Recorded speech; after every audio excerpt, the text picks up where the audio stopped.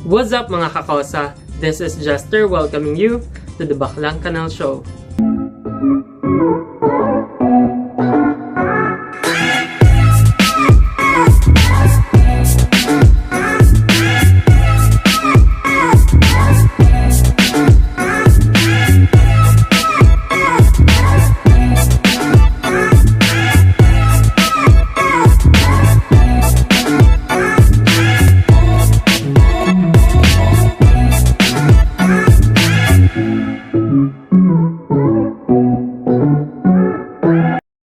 Okay Kepler, nandito na po tayo ngayon sa car park ng SM Manila. Pupunta po tayo ngayon sa Manila City Hall. It's gonna be my first time. First time ba?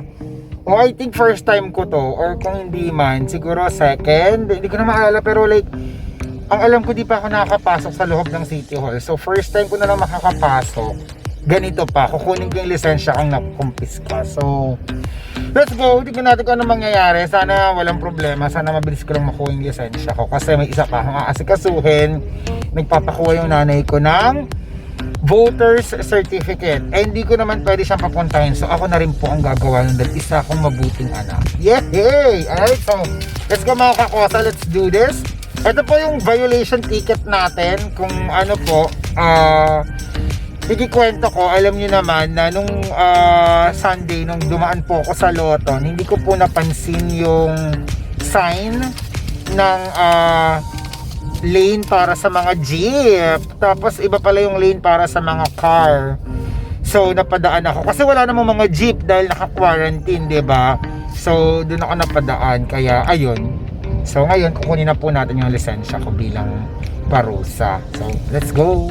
So yung elevator, dalawa lang yung pwedeng i-accommodate. So, nag-fire exit pa lang ako. From 7th floor hanggang pababa. Ayan. Haggard. Sobrang haba ng pila. Hindi ko sure kung ito yun. Pero, guys, first time ko dito sa loob ng Manila City Hall. Sure na. So, doon daw sa dulo yung kuwanan ng ticket. Ano to? Ang simbahan. Okay, maluwag naman dito sa loob pero sobrang haba ng pila sa labas. Bakala, nakakatakot ang daming tao sa labas. Like, saan dito? Ano? Excuse me po, saan po kinukuha yung labas? Sir? Saan po kinukuha yung confiscated na driver license? Dito po. Thank you. May pila daw eh. Sir, nakapila po kayo? Dito. Okay lang po, thank you po. Feeling ko aabutin ako na hanggang next week kasi may pila din pala dito. So, heto na yung mga steps ng pagkuha ng lisensya kapag nakonfiska ka. So, ayan, una pupunta ka dito sa SOA, window 1. 1, 2, 3. Yun ang unang-una mong gagawin. Dito mo yata mapakita yung resibo. Baksa kakaloka at 10 o'clock, cut off na daw. So alas 10 cut off pa lang. Balik na lang daw ako ng Monday. So magkakaroon na ako ng penalty nun for sure. 25 pesos daw a day. So ano gagawin natin? At ng mga mahuhuli in the future, dapat 7 pa lang siguro nakapila na tayo. So, babalik na lang ako sa Monday and then tutuloy ko yung vlog kung paano makakuha ng lisensya kapag nakumpis ka. Napaka-hassle. So, labas na tayo. Miss ko. Ang init-init at nakakatakot. Like, nirisk ko yung buhay ko today. Bullshit.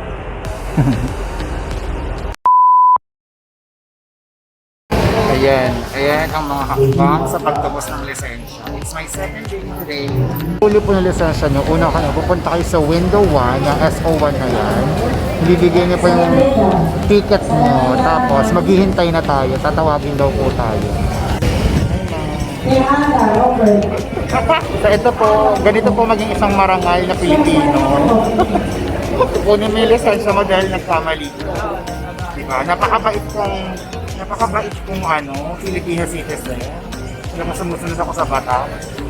Nakuha na po natin yung resibo para magbabayad na po ang step. Magbabayad na po tayo dito sa payment. Ayan. So medyo ang tagal na hinintay namin. Parang inabot kami ng mga 45 minutes. Wini-wait namin itong resibo. So ito lang, mabilis naman yung process sana. Kaso wala kasi mga nakasulat na mga malalaking sign dito kung anong gagawin. Like, ang liit dito. Actually, nakalagay dito, 500 pesos lang. Nung hinuli ako, sabi 2,000 daw. Di ba? Grabe lang. Sorry kasi po, kanina kagat ng aso, tapos inunan ng anti-rabies. So, pakatid ko lang po siya po, hindi ko rin po alam. Tigitan po ba kayo? Tama ko kasi nandun ko lang, hinatid ko po, ganun po kami DOA. Nakagat po kasi siya ng aso. So, hahatid ko lang po siya pa uwi. Tigitan po kayo. Isa po, ako po taga Manila din, taga Sampaloc. Ito po Sila? sa task ko, hatid ko lang po pa uwi. Oh, sorry, kasi nagmamadali lang din po talaga ako, hindi ko na po napansin kasi Naman po, tubos na lang po kayo, city yun. Kaya nagtik po kayo rito, 2,000 to, alam mo ko. Ano yung pinasok ng linya, hindi po talaga kayo rito. Okay, abante mo pong konti kasi medyo nakakapon mo. uuwi lang po kami kasi tuturukan pa siya ng isa pang star. So, Hindi ko na ako yun, napakabigat ng baylito nyo, 2,000 ito. Ang bigat talaga, grabe gano'n naman. kabigat yun ko yan, hindi ako nakabangsa. Oo nga po, yung push na Sige, ano mo na ako. Go na. Sige po. Sabi, pakiserok sa resibo pagkatapos magbayad. Ibigay daw sa releasing. So huwag niyong kakalimutan yan, Keplers. Ito nasa harapan ko, sumingit sa akin to. Ako talaga. Sabi lang ni Patty, huwag ko na daw sitahin. Hiningitan ako dahil.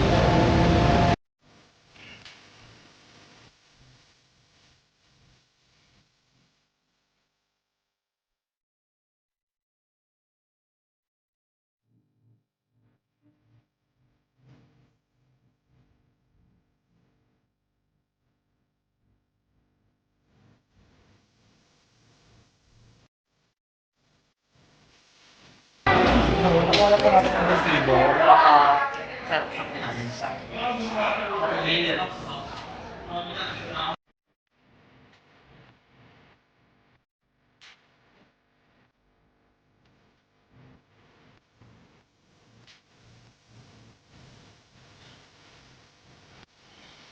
Nahuli ka na pero extra pa rin yung sombrero. Ah, ganon. Sorry not sorry.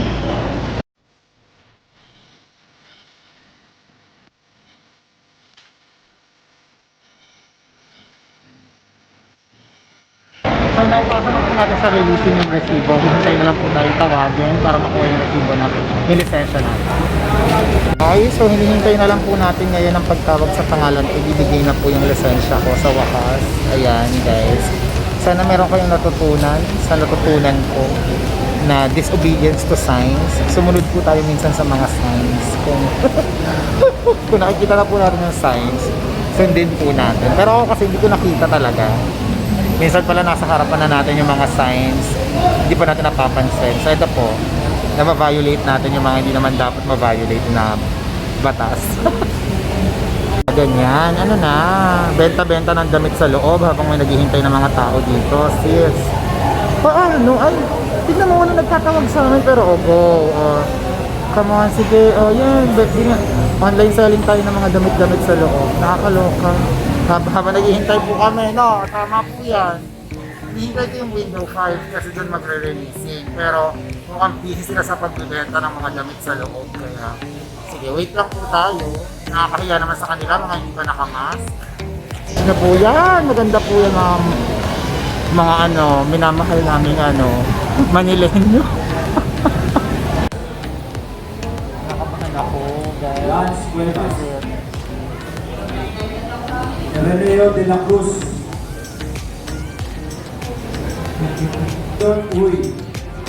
Gibson Uy, Khalid Wahid,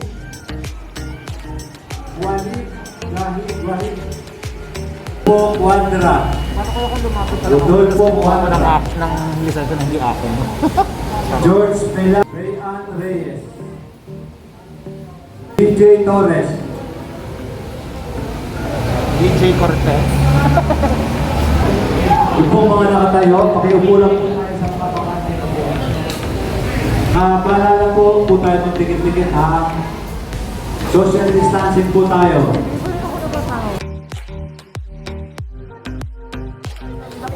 lisensya ko. So, it took us 3 hours para makuha. But, ayun, finally nakuha na natin siya guys. Hindi na po tayo ulit. Magkakabait na tayo.